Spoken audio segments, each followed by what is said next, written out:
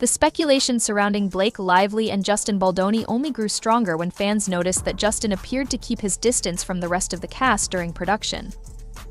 Now, with the recent news of Blake's lawsuit, fans are revisiting everything that transpired before and during the press tour with a fresh perspective.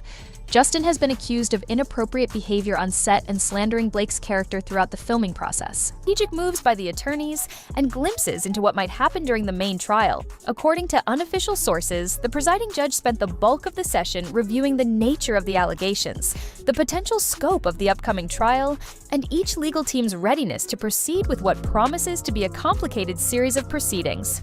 Everyone was prepared for this to be an intense opening act, and they were not disappointed. Justin Baldoni's attorney, Brian Friedman, arrived with an unmistakably combative stance. From the moment he entered the courtroom, Friedman made it clear that he had come to protect his client's interests fervently. Clad in a tailored suit and radiating a confident demeanor, he spared no effort in challenging Blake's legal team at every turn. Friedman insisted that Blake's lawsuit lacked firm evidence and characterized it as an attempt to damage Justin's name in the public eye.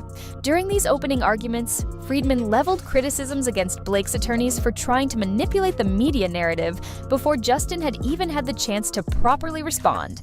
This claim was bolstered by the fact that, earlier in the dispute, Blake's side had circulated information to a prominent news outlet with scarcely half a day's notice given to Justin. Unsurprisingly, Friedman expressed outrage at what he perceived as a tactic designed to box his client into a corner. Blake's attorneys responded forcefully, denying that their client was engaged in any effort to skew public perception.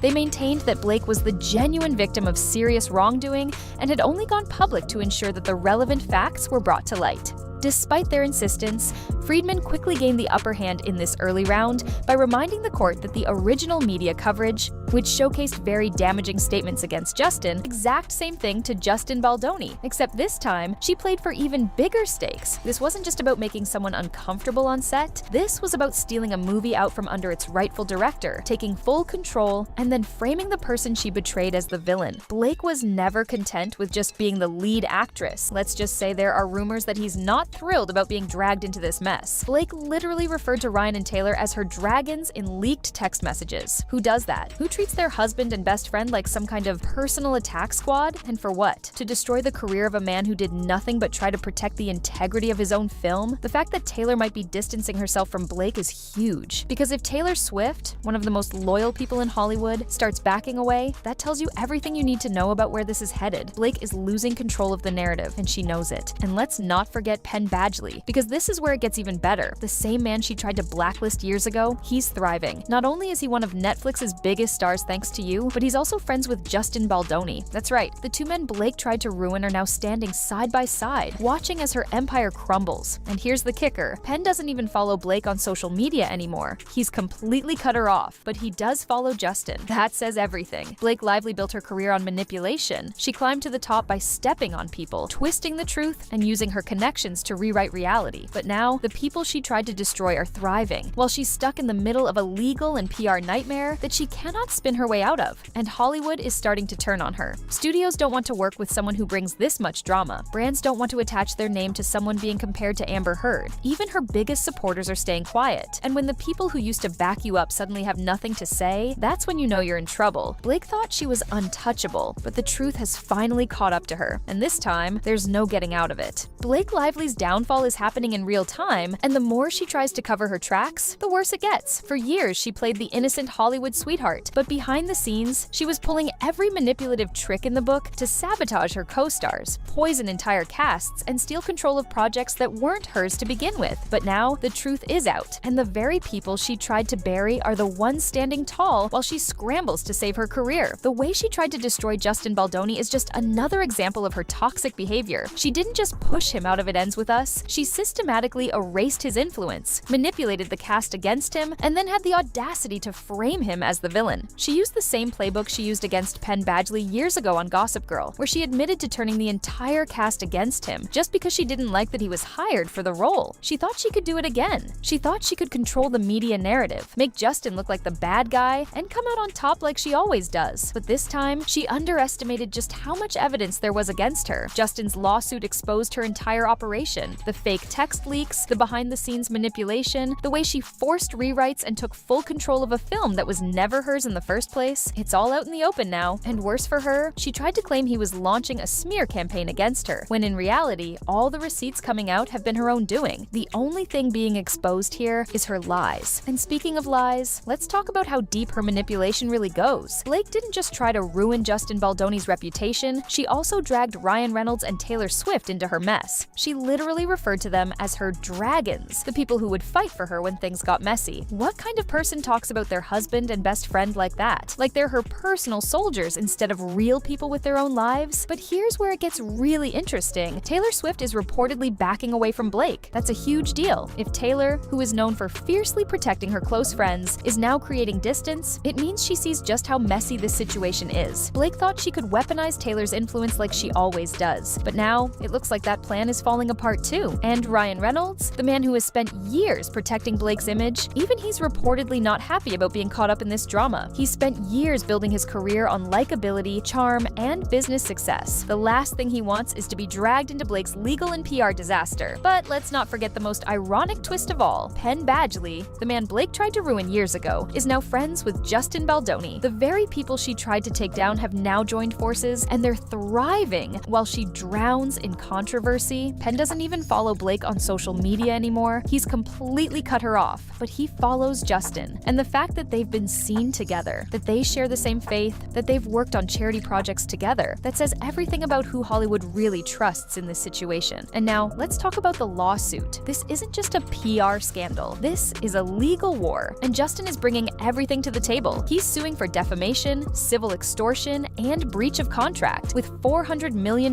in damages at stake. That's not something Blake can just sweep under the rug. That's not a rumor or a bad headline she can spin away. That's real, undeniable, and dangerous for her career. And here's the part Blake really didn't see coming. Hollywood is starting to distance itself from her. Studios don't want to touch someone who brings this much chaos. Brands don't want to be associated with someone being compared to Amber Heard. The industry is watching this lawsuit play out, and the more evidence comes out, the more people are realizing that Blake isn't the victim she pretends to be. Blake thought she could control the narrative forever. She thought she could destroy Justin the way she destroyed Penn. She thought she could manipulate, lie, and twist the truth like she always does. But this time, the truth won, and Blake Lively is finally being exposed for the I guess Blake Lively's concrete evidence isn't as concrete as she hyped.